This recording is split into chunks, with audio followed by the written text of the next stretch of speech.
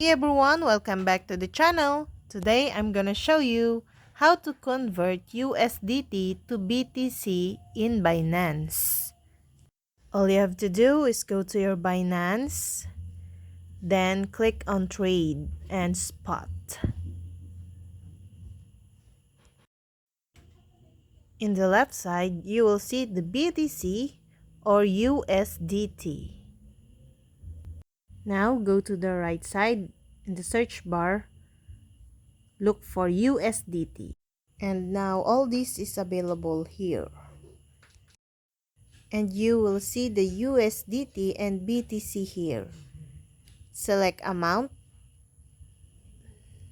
After you confirm here, go back to the trade at the top of this page and select Binance Convert. Now select here and change in USDT.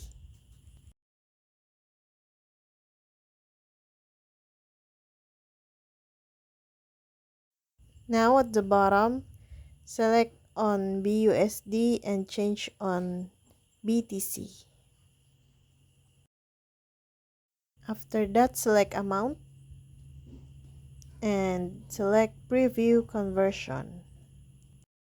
After that, go back to your Binance wallet and check your coins.